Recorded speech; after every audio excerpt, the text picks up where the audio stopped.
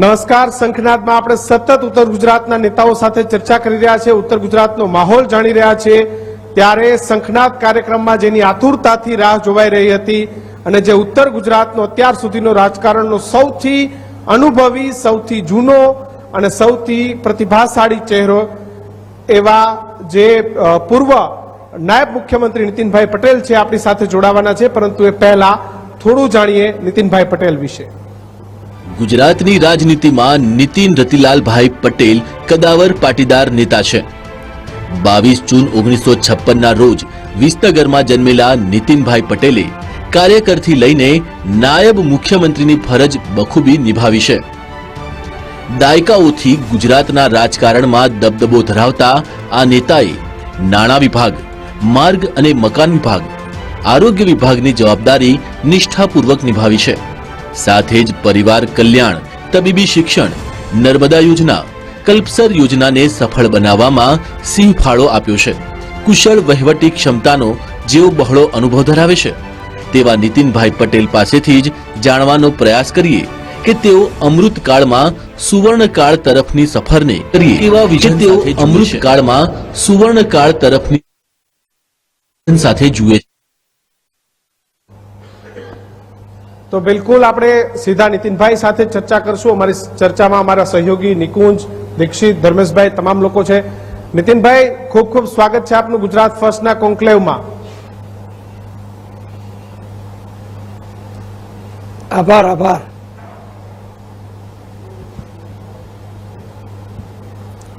નીતિનભાઈ, ઉત્તર ગુજરાતનું ગણિત તમારી પાસેથી મારે જાણવું છે.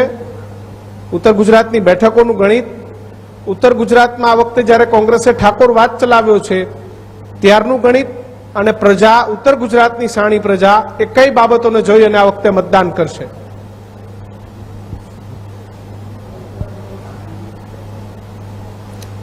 જો સૌથી પ્રથમ તો આપને અભિનંદન કે ગુજરાત ફર્સ્ટ ન્યૂઝ ચેનલ દ્વારા ઉત્તર ગુજરાતના આવરી લેતો કોન્ક્લેવ આજે મહેસાણા મુકામે આયોજિત કરવામાં આવ્યો છે.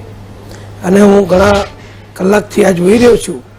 એમાં વિવિધ ક્ષેત્રના વિવિધ પક્ષોના અગ્રણીઓને તમે આમંત્રણ આપી અને એમના વિચારો વ્યક્ત કરવાની જે તક આપી છે એ ખૂબ અભિનંદનને પાત્ર છે. અને મને પણ અમારા ઉત્તર ગુજરાત માટે આ કાર્યક્રમમાં જોડ્યો છે એ બદલ આપનો આભાર માનું છું. ઉત્તર ગુજરાત હોય કે ગુજરાત હોય, એ આખું ગુજરાત ભારતીય જનતા પક્ષનો ગઢ છે. અને ફક્ત લોકસભા ચૂંટણી પૂરતી હું આ વાત નથી કરતો, પણ આપણે છેલ્લા 30 વર્ષથી લગભગ વિધાનસભામાં જોઈએ છીએ કે દર વખતે લગાતાર ભારતીય જનતા પક્ષને પ્રજાનું સમર્થન અને આશીર્વાદ ગુજરાત સરકાર બનાવવા માટે પ્રાપ્ત થઈ રહ્યા છે. અને લોકસભાની દ્રષ્ટિએ જોઈએ તો લોકસભામાં પણ 2014 હોય કે 2019 હોય, બંને વખતે ગુજરાતની શાણી જનતાએ, રાષ્ટ્રપ્રેમી જનતાએ, ધર્મપ્રેમી જનતાએ ભારતીય જનતા પક્ષના આશીર્વાદ આપ્યા છે. અને 26 સીટ બંને વખતે ભાજપને પ્રજાએ જીતાડી છે. એના સિવાય આપણે સ્થાનિક સ્વરાજની સંસ્થાઓને પણ જોવી જોઈએ કે ગુજરાતમાં જે પણ તાલુકા પંચાયતો છે, નગરપાલિકાઓ છે, મહાનગરપાલિકાઓ છે, એ બધામાં 95% કરતાં વધુ સંસ્થાઓમાં ભારતીય જનતા પક્ષનો અત્યારે વહીવટ છે. અને ભારતીય જનતા પક્ષના હજારો હોદ્દેદારો જુદા જુદા ક્ષેત્રમાં રહી અને ગુજરાતની જનતાની સેવા કરી રહ્યા છે. એટલે ઉત્તર ગુજરાત પણ એમાં આવી ગયું, આખું ગુજરાત પણ આવી ગયું. અને ગુજરાતની જે વાત છે એમાં ઉત્તર ગુજરાતનો તો દાખલો જ અનેરો છે. કારણ કે જે મહેસાણામાં આપણે કાર્યક્રમનું આયોજન કર્યું છે એ મહેસાણા લોકસભા સીટ તો અમે દાયકાઓથી ભારતીય જનતા પક્ષની સતત જીતતા આવ્યા છીએ. અને આજે પણ ભાજપને જ મત આપવો એ રીતે પ્રજા જ્યારે વિચારી રહી છે ત્યારે ભાજપને કેમ મત આપવો એ સ્વાભાવિક છે કે વિરોધ પક્ષવાળાને મનમાં બહુ મોટા પ્રશ્નો થતા હશે કે આ જનતા શા માટે ભાજપ કરે છે, કમળ કરે છે, નરેન્દ્રભાઈ મોદીના ચહેરાને જોઈ ભાજપને મત આપવાનું કેમ કે છે, તો એના પાછળ અમારો જે આ 30 વર્ષનો ગુજરાતનો સરકાર ચલાવવાનો અનુભવ છે, અમારા જે ગુને છે મંત્રીઓની, કાર્યકરોની, ધારાસભ્યોની, પ્રજાની સેવા કરવાની, એ ગુજરાતની જનતા જોઈ રહી છે. અને એમાં પણ નરેન્દ્રભાઈ મોદી જેવા જ્યારે નેતા અમને પ્રાપ્ત થયા હોય ત્યારે એમાં કંઈ કહેવા પણ રહેતું જ નથી. અને નરેન્દ્રભાઈનું કામ, નામ અને એમનો ચહેરો અને એમના ઉપરનો વિશ્વાસ, આ ગેરંટી શબ્દ તો આ વખતે મોદી સાહેબે પોતે આપ્યો છે, પણ મોદી સાહેબની ગેરંટી પ્રજાને બહુ જ પહેલેથી જ ગુજરાતમાં તો અનુકૂળ આવી છે.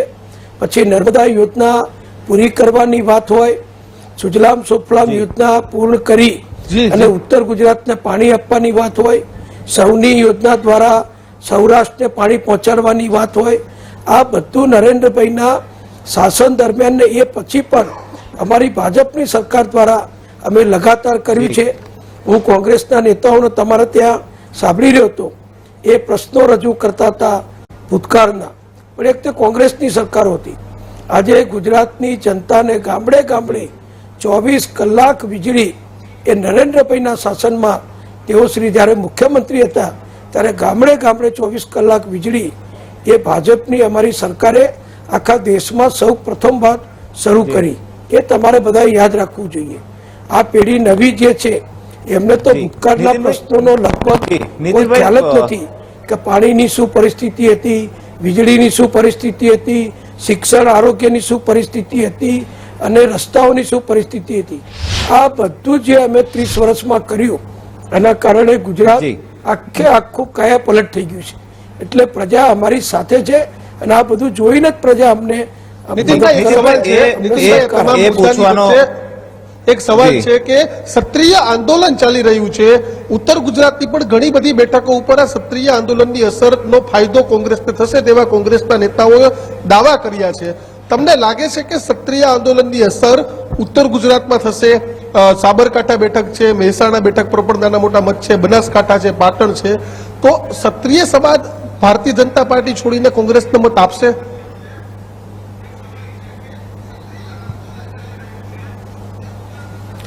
જો દરેક ચૂંટણી વખતે મારી દ્રષ્ટિએ અને મારા અનુભવથી કોઈને કોઈ નાના મોટા પ્રશ્નો ઊભા થતા હોય છે.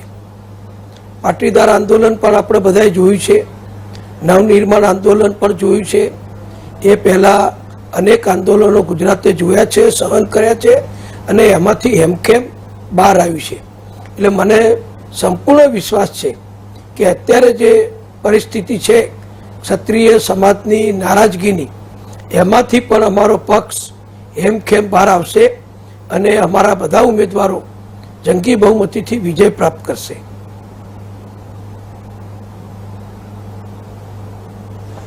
નીતિનભાઈ, જે ક્ષત્રિય આંદોલન જે રાજ્યની અંદર ચાલુ થયું, આપે બખૂબી પાટીદાર આંદોલન જે છે તે જોયું પણ ખરું અને ડેમેજ કંટ્રોલ કરવાની ભૂમિકામાં પણ આપ સક્રિય રીતે ભાગીદાર હતા.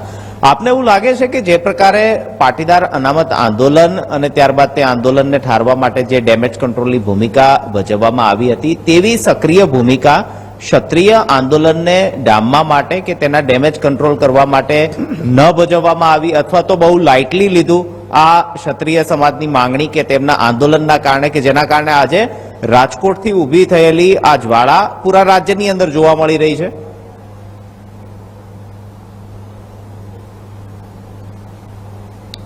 જો જ્યારે સામાજિક પ્રશ્ન હોય છે, બહેનોને લગતો વિષય હોય છે, ત્યારે સ્વાભાવિક એ વિષય બહુ સંવેદનશીલ થઈ જતો હોય છે અને એ જ પ્રમાણે આ પ્રશ્ન પણ સંવેદનશીલ થયો છે એ અમે સ્વીકારીએ છીએ. અને એટલા માટે જ અમારા ઉમેદવાર શ્રી પરસોત્તમભાઈ રૂપાલા એમણે તરત જ આ અંગે માફી માગી અને જાહેર જનતા જોગ વિડીયો મૂકી અને એમણે માફી માગેલી. એ પછી ક્ષત્રિય સમાજના આગેવાને એમ કહ્યું કે તમે રૂમમાં બેસી અને માફી માગી છે. એટલે અમારા પૂર્વ ધારાસભ્ય ગોંડલના ક્ષત્રિય નેતા, સૌરાષ્ટ્રના ક્ષત્રિય નેતા શ્રી જયરાજસિંહજીએ ગોંડલમાં ક્ષત્રિય આગેવાનોની મોટી ઉપસ્થિતિમાં એક સભાનું આયોજન કર્યું, જેમાં રૂપાલાજી પણ ઉપસ્થિત રહ્યા અને આ સભાની અંદર પણ ઘણી ચર્ચા થઈ, વિચારણા થઈ અને એકબીજા પ્રત્યેની પ્રસ્તાવ થઈ અને રૂપાલાજીએ એ સભામાં પણ ક્ષત્રિય સમાજની જાહેરમાં બે હાથ જોડીને માફી માગી હતી.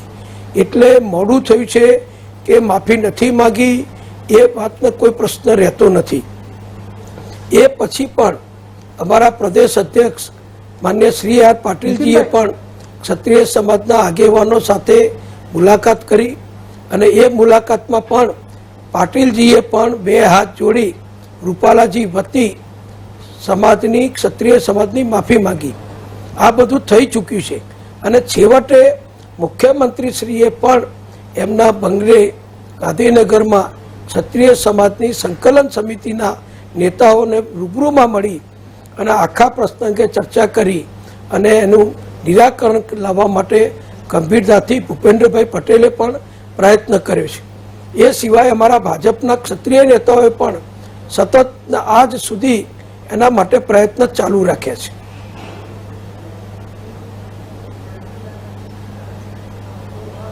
જી નીતિનભાઈ, ક્ષત્રિય જે આંદોલનની આપ વાત કરી રહ્યા છો, પણ જેને કહી શકાય કે ડેમેજ કંટ્રોલ જે વહેલાસર થયું હોત, લોકસભાની ચૂંટણી છે એ ઘણું જે જોવે એવું પક્ષ તરફથી, સંગઠન તરફથી, સરકાર તરફથી થયું નથી. આપ શું માનો છો? આ છે ડેમેજ કંટ્રોલ. નીતિનભાઈ ઉમેરવા માંગીશ કે છેલ્લે થયું પણ ખરા, રત્નાકરજી, હર્ષ સંઘવી પહોંચ્યા, પણ કદાચ ત્યારે બહુ મોડું થઈ ગયું હતું અને અંતે કાલે છેલ્લે પ્રધાનમંત્રીએ મેદાનમાં ઉતરવું પડ્યું.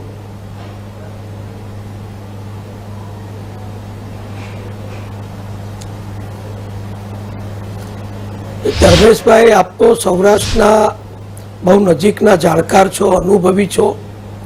નિકુંજભાઈ પણ અનુભવી છે અને બીજા પત્રકાર મિત્રો પણ અનુભવી છે. જે રીતે અમે આ પ્રશ્નને હલ કરવાનો પ્રયત્ન કર્યો છે એ કોઈ નાની રીતે નથી કર્યો. તમામ લેવલોથી, તમામ વ્યક્તિઓ દ્વારા, સમાજના અગ્રણીઓ દ્વારા અને પૂજ્ય સાધુ સંતો દ્વારા પણ આ અંગે પ્રયત્ન કરવામાં આવ્યો છે.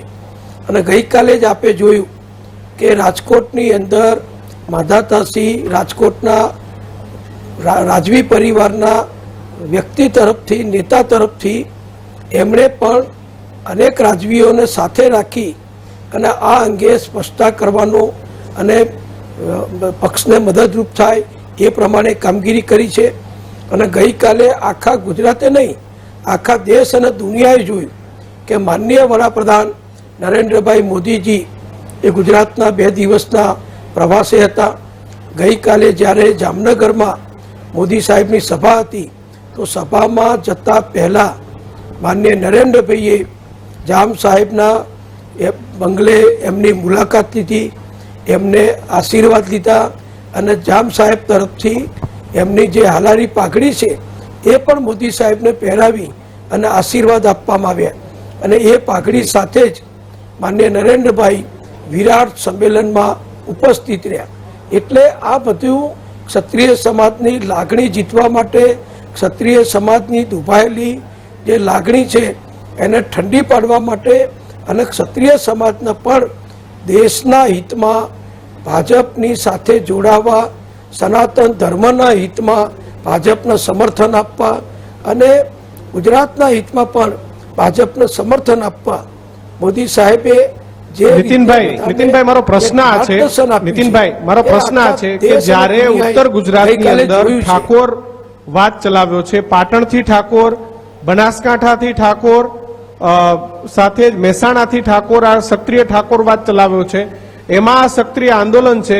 કોંગ્રેસ કહે છે અમે કોઈ ધૂન ભજન મંડળી નથી ખોલી, અમે તો આ ક્ષત્રિય આંદોલનનો પૂરેપૂરો લાભ લેવાના અને આના પર રાજનીતિ કરવાના. લાગે છે કોંગ્રેસને આનાથી કોઈ ચોક્કસ ફાયદો આ લોકસભાની ચૂંટણીમાં થશે?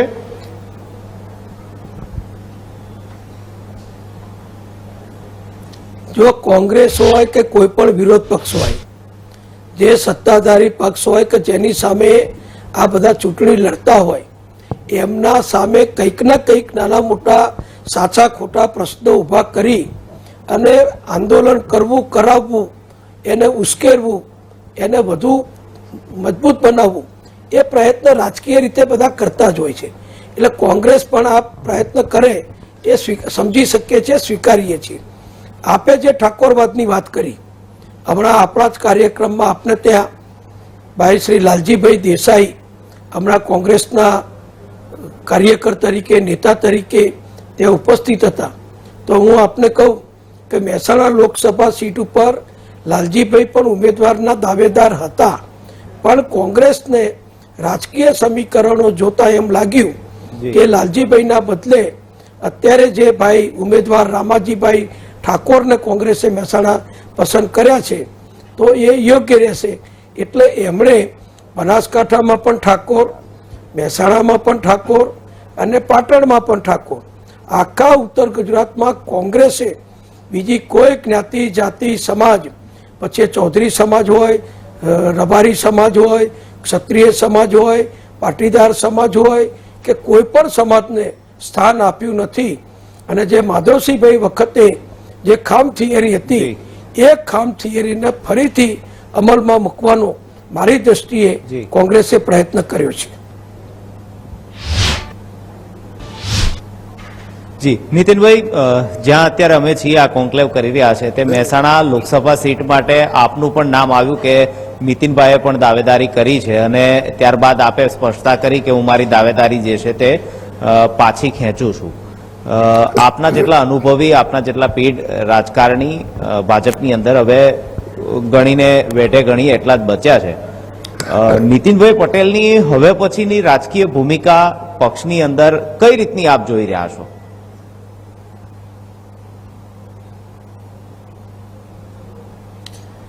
જો નિકુંજભાઈ, ક્યારે કોની પક્ષમાં જરૂરિયાત છે, કોને કઈક જવાબદારી સોંપવી એ અમારું મોવડી મંડળ નક્કી કરતું હોય છે, વિચારતું હોય છે અને અમલમાં મૂકતું હોય છે.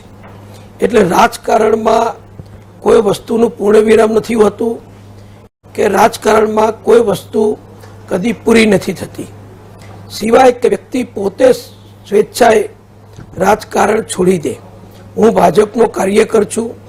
અનેક વખત નાના મોટા પ્રસંગોમાં હું જાહેર કરી ચૂક્યો છું કે ભાજપના કાર્યકર તરીકે અને પ્રજાની વચ્ચે રહેનાર વ્યક્તિ તરીકે હું સતત કાર્યરત છું અને રહેવાનો છું.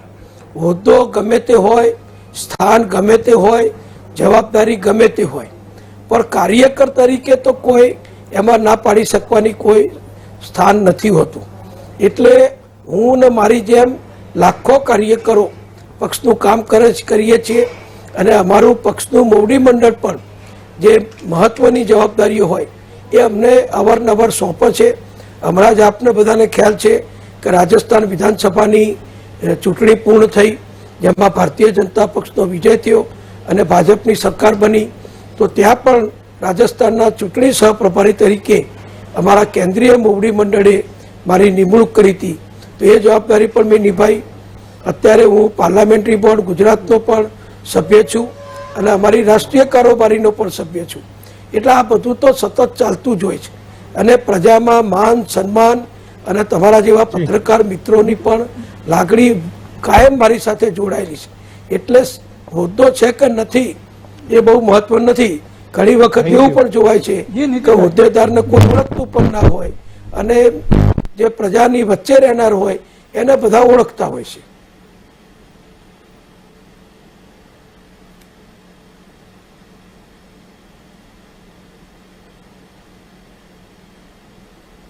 જી, આપ અમારી સાથે જોડાયેલા રહેશો.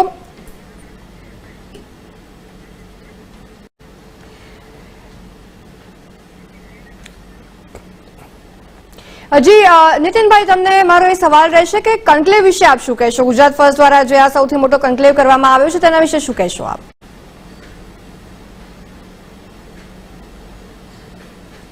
જો લોકશાહીમાં દરેક વ્યક્તિના વિચારો વ્યક્ત થાય અને જનતા, મતદારો, કાર્યકરો, સમાજ સેવકો એનું મૂલ્યાંકન કરી શકે કે આ પક્ષની લાગણી આવી છે, આ પક્ષની નીતિ આવી છે અને તમારા જેવા પત્રકારો જે પ્રશ્ન પૂછે ને એમાંથી વિગતો બહાર આવે એ બધાના સુધી પહોંચે તો લોકશાહીને એનાથી ફાયદો થતો હોય છે, લોકશાહી મજબૂત થતી હોય છે અને વિચારસરણી કયા પક્ષની ક્યારે કેવી છે એ પણ લોકોના ધ્યાન ઉપર આવતું હોય છે. એટલે આવી કોન્ક્લેવ હોય કે કોઈ ડિબેટ હોય એ હંમેશા પ્રજા માટે, કાર્યકરો માટે ખૂબ ઉપયોગી હોય છે. નીતિનભાઈ, વિપક્ષ રમેશ આક્ષેપ કરતું હોય છે કે ભાજપના રાજમાં લોકશાહીનું હનન થઈ રહ્યું છે, શું કહેશો એના પર?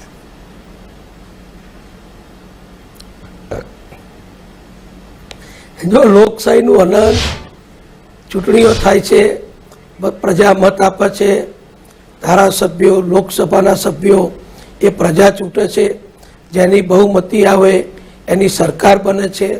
હમણાં કર્ણાટકમાં કોંગ્રેસની સરકાર બની તો એ વખતે લોકશાહીનું હનન નહોતું થયું, એ વખતે ઈવીએમમાં ગડબડ નથી.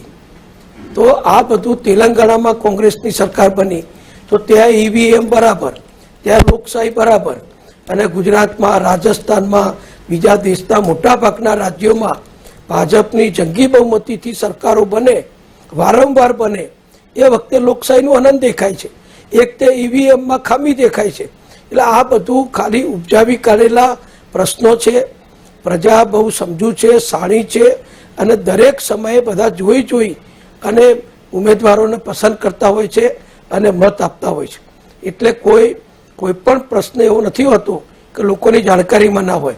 આજે ગુજરાતમાં અમે નર્મદાનું પાણી આપ્યું તો તમે કોંગ્રેસના કોઈ પણ નેતાને અમારી સાથે કે મારી સાથે ડિબેટ કરવા બોલાવો, એમની પાસે કોઈ જવાબ જ નથી. કારણ કે આખું ગુજરાત જાણે છે કે કોંગ્રેસની કેન્દ્રમાં સરકાર હતી ત્યારે નર્મદા બંધના ફક્ત દરવાજા ચડાવવાના બાકી હતા જેથી પાણી ભરી શકાય. એ દરવાજા ચડાવવાની મંજૂરી કેન્દ્રની કોંગ્રેસ સરકારે વર્ષો સુધી નહોતી આપી. અને જેવી ભારતીય જનતા પક્ષની માને નરેન્દ્રભાઈ મોદીની સરકાર બની તો 17 દિવસમાં જ કેન્દ્ર સરકારે નર્મદા બંધના દરવાજા ચડાવવાની પરવાનગી આપી. અમે ચડાવી પણ દીધા. મોદી સાહેબે એનું લોકાર્પણ કર્યું અને આખું ગુજરાત અત્યારે નર્મદાનું કેનાલો મારફતે, સુજલામ સુફલામ મારફતે અને સૌની યોજના મારફતે ખેતીમાં પાણી વાપરે છે. લાખો પશુઓને પીવાનું પાણી મળે છે અને જે ઉદ્યોગ, વેપાર, ધંધા બધામાં એ પાણીનો ઉપયોગ થાય છે. અને જે સૌરાષ્ટ્રમાં પીવાના પાણીની તંગી હતી, 15-20 દિવસે રાજકોટ હોય, અમરેલી હોય કે સુરેન્દ્રનગર હોય કે મોરબી હોય એવા શહેરોમાં પાણી મળતું હતું, ત્યાં હવે નિયમિત રીતે કરોડો ગુજરાતીઓને પાણી મળતું થઈ ગયું. આ કોઈ નાની સૂની સિદ્ધિ છે? ખાલી મત આપવાનું હોય ને તો હું તો એકલા નર્મદા યોજનાના કારણે જ ભાજપને મત આપી દઉં. પછી તો રામ મંદિર વાળી વાત તો આખી અલગ છે. એ તો સોનામાં સુગંધ પડે એવું કામ રામ મંદિરનું અમારી સરકારે કર્યું છે. રામ મંદિરનો પ્રશ્ન એટલા માટે કહું છું, આમ તો દેશમાં હજારો મંદિરો બને છે, પણ રામ મંદિર એ આપણા ભગવાન રામનું જન્મસ્થળ છે અને વિધર્મીઓ દ્વારા એને તોડી નાખવામાં આવેલું, એનો ધ્વંસ કરવામાં આવેલો. અને 500 વર્ષ સુધી ભગવાન રામ લલ્લા એમના જન્મભૂમિના મંદિરથી બાજુમાં ઝૂંપડીમાં એ રહેતા હતા. અને હમણાં જ જે રામનવમી ગઈ એ રામનવમીએ પ્રથમ વખત 500 વર્ષ પછી લગભગ ભગવાન રામ લલ્લા એમના નિજ મંદિરમાં પધાર્યા અને ત્યાં કરોડો ભારતીયોએ એની દર્શન કરવાનો લાભ લીધો. આ ઐતિહાસિક કામ છે, એ અમે કરી બતાવ્યું છે, એટલે અમે બધું કહીએ છીએ. એટલે આવા તો અનેક કામો છે, સમયની મર્યાદામાં ના ગણાવી શકાય. અમારા કાર્યકર હમણાં આગલી ડિબેટમાં કહેતા હતા કે 1200 રોડ બન્યા મહેસાણા જિલ્લામાં.